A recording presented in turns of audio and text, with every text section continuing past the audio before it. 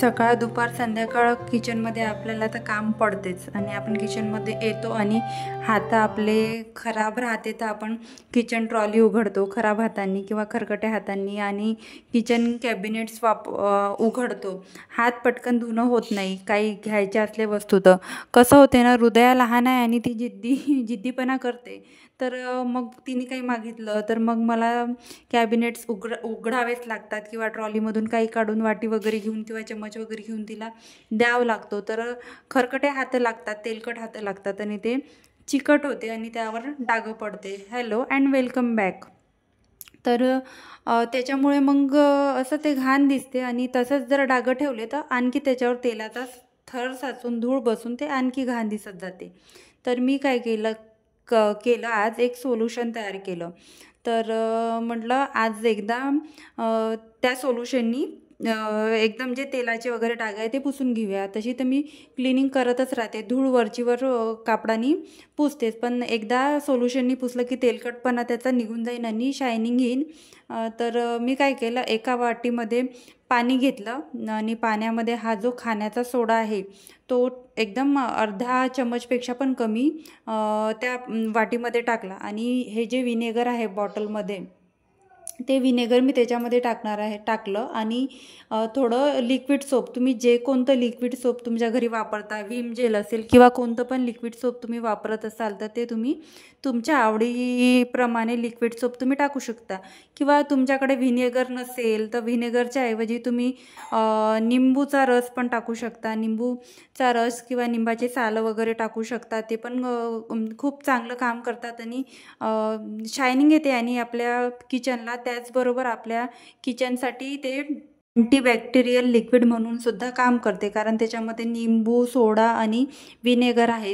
आणि जे विनेगर आहे तर ते इटेबल आहे, आपण चायनीजमध्ये टाकून ते खात असतो, तर त्याच्यामुळे आपल्याला काहीच नुकसान नाही. उलट जे चिलटं, माशा, कॉक्रोच, किडे जे आपल्या किचनमध्ये रेंगाळतात तर ते त्याच्यामुळे रेंगाळणं कमी होते. तुम्ही हे सोल्युशन गॅस ओट्यावर पण लावू शकता किंवा एका स्प्रे बॉटलमध्ये जर तुम्ही भरून ठेवलं तर गॅस ओटा वगैरे तुमचा एकदम क्लीन झाला का एक शेवटचा हात तुम्ही त्या लिक्विडनी घेऊ शकता. तर माझे जे छोटे यूज अँड थ्रोवाले कापड होते तर ते माझे संपले होते. तर मी काय केलं, परत एकदा माझी जी एक जुनी टी शर्ट होती ती घेतली आणि तिचे मला पाहिजे ते आकाराचे छोटे छोटे तुकडे करून ठेवले. मैत्रिणींनो, असे जर छोटे कापड आपल्या हाताशी असले तर आपल्याला उगीच पैसे खर्च करून टिश्यू पेपर घेऊन तर टिश्यू पेपर आपण घेऊ शकतो, पण पैशाचा पण काही विषय नाही. पण आपण जर असे कापड यूजमध्ये आणले तर थोडे इन्व्हायरमेंट फ्रेंडली होईल आणि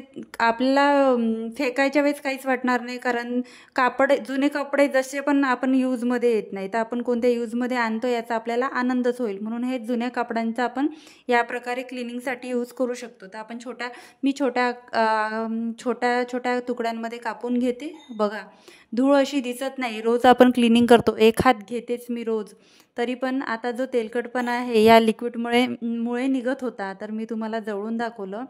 तर मी अशा प्रकारे पुसून घेत आहे ट्रॉल्या सगळ्या, म्हणजे बाहेरचं जे जिथून धूळ बसू शकते तिथे आणि बाहेरचा भाग, ट्रॉलीचे हँडल आणि एक 1 बाय 1 एकाखाली एक सगळ्या ट्रॉल्या त्या वाटीमध्ये बुडवून मी तो कापड म्हणजे एकदा पुसून घेते. पुसल्यानंतर तो घाण झाला की परत त्या वाटीमध्ये बुडवून तो साफ करते आणि परत ती ट्रॉली पुसायला घेते आणि असं पूर्ण प्रोसेस आपण एकदा करून घ्यायची ओल्या कपड्यानी, म्हणजे ह्या लिक्विडच्या पाण्याने.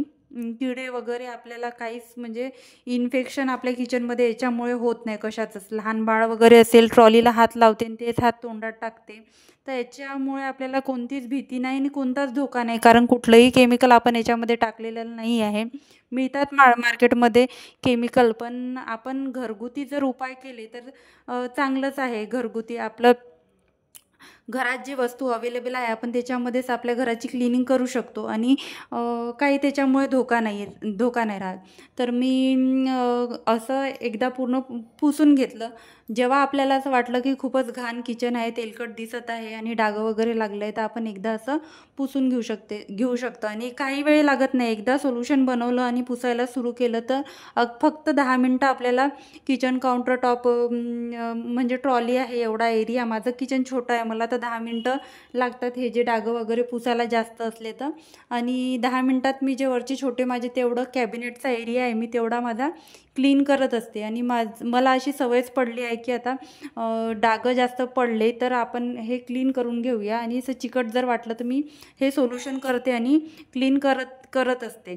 मैत्रिणींनो, तुमच्याकडे पण अशा कोणत्या टिप्स असेल तर माझ्याशी नक्की शेअर करा. आणि तुम्हाला माझी आजची टिप्स कशी वाटली मला कमेंटमध्ये नक्की सांगा. तर माझं ट्रॉली क्लिनिंग तर झालं तर मग मी तीच प्रोसेस इकडे पण केली. आधी तो कापड मी त्या सोल्युशनमध्ये भिजवला आणि भिजवलेल्या कापडाने आधी पुसून घेतलं.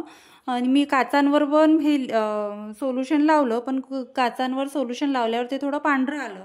तर मला ते नंतर साफ करावं लागणार आहे पेपरनी वगैरे, ते कापडाने क्लीन होत नव्हतं. तर आतून बाहेरून सगळे जे दार वगैरे आहे जिथे हात लागतात आपले किंवा धूळ वगैरे येते तर त्या जागेवर मी पूर्ण म्हणजे हे सोल्युशन लावून ते क्लीन करून घेतलं. आणि असे छोटे कापड एवढे हँडी असतात आणि पटकन साफ होते, साफ पण त्याच्याने पटकन होऊन जाते. तर मी इथे साफ करायला घेतलं.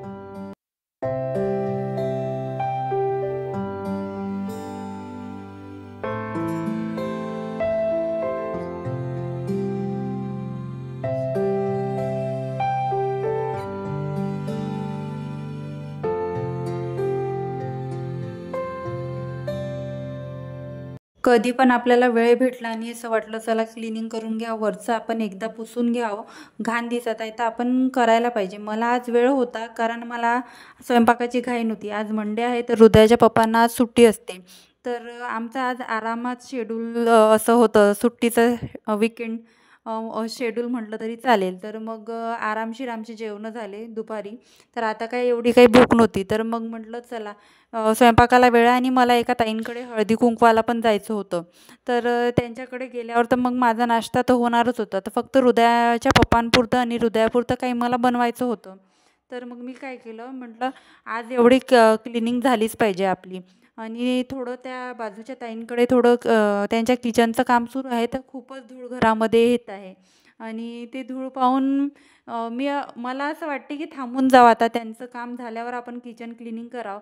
पण असं वाटते नको, जास्त धूळ बसण्यापेक्षा आपण करत राहिलेलं बरं. तर त्यांच्याकडे पण आता काय झालं, 2 दिवस म्हणजे एक दिवस तर 26 जानेवारीची सुट्टी होती त्यांना, वर्कर लोकांना. आणि आता दुसऱ्या दिवशी जे त्यांचे आहे कार्पेंटर त्यांना बरं नाही आहे, त्यांचा अजून 1 दिवस डिले झाला. तर मग आपण किती दिवस थांबायचं. मग मी आता ठरवलं की आपण असं वरून तरी जोपर्यंत होते तोपर्यंत क्लीन करत राहायचं. तर मी काय आता थांबत नाही, म्हटलं मी क्लीन करत राहते. मी मागच्या व्हिडिओमध्ये सांगितलं की त्या ताईंचं जोपर्यंत काम होत नाही तोपर्यंत मी काही आता क्लिनिंग करणार नाही. पण ते असं घाणेरडेपणा पाहून आणि धूळ पाहून मला काही बरं वाटत नाही आणि मी लगेच क्लिनिंग करायला घेते. तर या साईडचं मी सगळ्या साईडचं पुसून घेतलं, डोअर वगैरे. आणि जे दरवाजाच्या आतमध्ये आहे ओपन शेल्फमध्ये जास्त धूळ येते आणि आतमध्ये काही एवढी धूळ येत नाही. तर मी बाहेरून पुसून घेतलं. आणि इथे जे मी शोपीस ठेवले आहे या साईडनं मी पुसायला घेतलं. तर तिथे म्हणजे इथे ज्या ताई राहत असेल आधी त्या ताईंचं म्हणजे देवघर असेल तर त्या देवघर ठेवल्यामुळे तिथे दिव्यामुळे थोडं काळं झालं होतं. तर मला इथे पुसायला वेळ झाला. आणि मी पण इतके दिवस झालं इथे राहत आहे आणि माझं पण तिथे लक्ष नाही की इथे एवढं काळं आहे म्हणून. आपण क्लिनिंगला घेतो तर एक वस्तू आपल्याला डिटेलमध्ये दिसते, कुठे जास्त हे आहे, कुठे खराब आहे आणि काय पुसायचं आहे. तर या लिक्विडमुळे एकदम छान साफ होत होतं. तर मला एकदम पुसायला खूप छान वाटत होतं. तर मग मी पुसलं तर बघा किती काळं निघत होतं. आय थिंक त्या इथे दिवा लावत असेल, पूजा करत असेल तर त्याच्यामुळे इथे काळं झालं असेल. तर मी तिथचं पण क्लीन करून घेतलं. म्हटलं चला आज आपण क्लिनिंग केली तर चांगलंच झालं, आपलंच घर स्वच्छ झालं. तर हे जे काचा आहे त्याच्यावर वघळ उमटली होती तर मी एकदा ते पुन्हा पुसून घेतले. आणि पूर्ण घराची क्लिनिंग झाल्यावर बटनच राहिले होते किचनचे. तर हेच सोल्युशन मी या बटनांवर लावून क्लीन केले. खरकटे वगैरे हात इथे लागते, मिक्सर वगैरे लावलं होतं.